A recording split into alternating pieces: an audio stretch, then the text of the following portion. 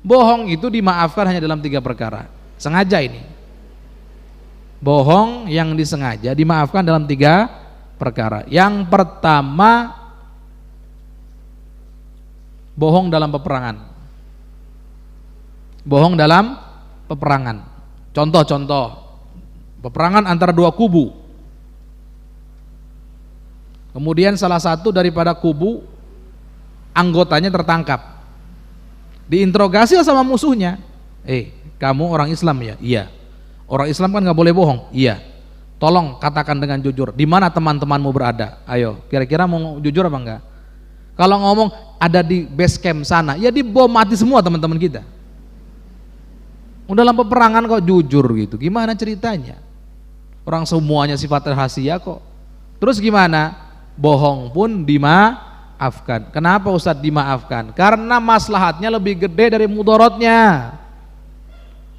Kalau kita bohong, urusannya dengan kita saja sudah, antara kita dengan Gusti Allah. Tapi kalau kita sampaikan yang benar, teman saya ada di sana, berapa ratus ribu orang mungkin bisa meninggal di bom dan seterusnya. Nggak boleh begitu. Dalam peperangan sudah nggak usah. Cuman hindari bohong tersebut. Pakailah kata-kata yang sifatnya masuk dalam kategori tauriyah. Tauriyah itu gimana? Dulu Imam Syafi'i pernah ditanya oleh pemerintahannya waktu itu menganut faham bahwa Quran itu makhluk. Siapapun yang tidak mengatakan Quran makhluk maka akan disiksa. Imam Syafi'i termasuk yang ditanya, seorang imam besar, wahai imam, bagaimana pendapatmu tentang Quran itu makhluk atau bukan? Kata Imam Syafi'i, Zabur, Taurat, Injil, Quran ini adalah makhluk. Rajanya, berarti Imam Syafi'i ngomong bahwa Quran makhluk. Kata siapa Imam Syafi'i ngomong? Kata Imam Syafi'i, ini tuh jari yang 4 ini adalah makhluk. Kan kata beliau, ini makhluk. Ini dalam riwayat begitu. Taurat, Zabur, Injil, Quran, ini makhluk. Ini tuh yang mana? Ini lo 4 jari ini makhluk. Kan gitu. Ini namanya tauriyah. Tauriyah itu membiaskan. Jadi bisa difahami A, bisa difahami B, dan juga tidak bohong. Walaupun secara batin ya bohong, tapi secara zahir tidak bohong. Baginda Nabi itu dalam peperangan Badar pernah ditanya oleh seseorang, dari mana kalian datang? Kata baginda Nabi, minal ma, kami ini dari air. Bisa ada 2. Dari air maksudnya kita semua tercipta dari air mani, mohon maaf. Yang kedua, kita semuanya baru datang dari air yang ada di Badar sana. Memang betul ada sumber air di sana. Baginda Nabi nggak pernah bohong. Nah, orang tadi memahami apa? Memahaminya ya bisa dua-duanya itu. Sudah selesai. Udah selesai. Jadi nggak perlulah jujur-jujur, artinya jujur detail dalam hal membahayakan orang lain. Nauzubillahi min dzalik. Ini perkara pertama. Ya. Sama seperti orang yang sedang dalam bahaya. Kami sering contohkan. Ada orang dicari sama musuhnya. Lengkap dengan senjatanya. Bawa pedang, bawa apa. Orang tersebut ada di rumah kita. Yang dicari ada di rumah kita. Itu musuh-musuhnya yang sudah siap untuk menebasnya, nanya ke kita, "Hei Pak, ngelihat orang dengan ciri-ciri begini, tahu kita orangnya siapa?"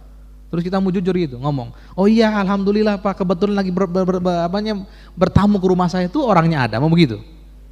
Iya, meninggal orang, dibunuh nanti.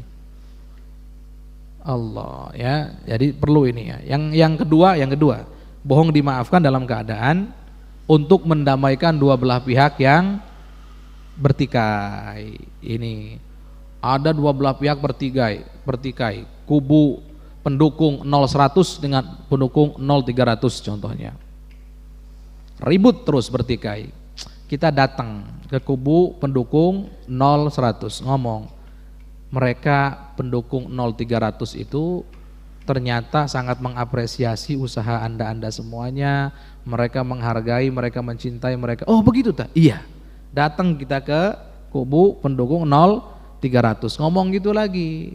Akhirnya apa? Saling rangkulan, damai dan seterusnya. Yang seperti ini, walaupun fakta sesungguhnya yang kubu pendukung 0100 ngomong itu pengkhianat, itu seterusnya, tapi pada prakteknya karena kita mendamaikan, kita dimaafkan oleh Allah. Lihat, indah Islam menempatkan segala sesuatu pada tempatnya. Yang terakhir, bohong itu dimaafkan, sengaja tapi dimaafkan. Siapa itu? Kapan? Bohongnya suami kepada istri. Belum selesai. Ibu-ibu tenang, belum selesai ini. Bohong suami kepada istri ketika suami mengatakan I love you. Da'wal mahabbah, mengaku-ngaku cinta. Jadi kalau suami bentar-bentar ngomong I love you mama, boleh nggak? Boleh. Jangan salah itu. Boleh. Walaupun sebetulnya dalam hatinya greget. Boleh itu, dimaafkan. Kenapa? Coba perhatikan. Jika sang istri selalu dalam keadaan baik, selalu dalam keadaan seperti ratu di rumahnya, selalu dalam keadaan senang bahagia, mendidik anak-anak kita juga ngurus masaknya, ngurus semuanya, termasuk mendidik, ngajari, semuanya normal. Akhirnya akan tercipta apa itu? Anak-anak yang soleh, anak-anak yang hebat generasinya. Makanya jadi laki-laki, jadi suami, jangan kaku-kaku amat lah. Masa manggil istrinya indung budak. Ini ibu-ibu ini. Pak, tolong ini, manggil istrinya indung budak. Ya Allah. Gusti. Terus ibunya juga gitu. Istrinya saat anaknya nanya, "Bapak kemana ini?" Ngomongnya bapak maneh. Aduh Gusti ya Allah, ini gimana ceritanya ini? Gimana mau sakinah mawaddah warahmah? Ya. Tolong ini ya, bab rumah tangga itu bab penting. Baginda Nabi itu tidak pernah mencontohkan dalam rumah tangga kecuali yang sangat harmonis dan indah sekali. Makanya siapapun, ibu-ibu ini serius ini. Ini bukan untuk anak-anak santri, untuk ibu-ibu bapak sudah rumah tangga. Yang melihat, membaca, merenungi kisah rumah tangganya baginda Nabi, itu langsung pengen nikah itu. Yang belum nikah pengen nikah. Kenapa? Saking indahnya. Serius. Bagaimana baginda Nabi dengan Sayyidah Khadijah, ya Allah. Bagaimana baginda Nabi dengan Sayyidah Aisyah setelah peninggalannya Sayyidah Khadijah saat itu luar biasa, indah betul. Betul-betul yang baiti jannat itu, rumahku adalah surgaku, itu betul. Kenapa? Di rumah ketemu dengan pasangan. Tapi zaman sekarang banyak baiti nari, rumahku adalah nerakaku. Kenapa? Suami ketemu istri dalam keadaan ketakutan, gelisah. Istri ketemu suami dalam keadaan jengkel. Akhirnya apa? Kegelisahan, ketakutan bertemu dengan jengkel, sama dengan neraka jahanam. Naudzubillahi min dzalik. Akhirnya rumah nggak ada ketentramannya. Baik, ini dusta. Kembali lagi, siapapun yang berdusta di bulan suci Ramadan dengan sengaja, bukan karena 3 hal yang tadi itu, maka bisa menggugurkan pahala puasa. Naudzubillahi min dzalik.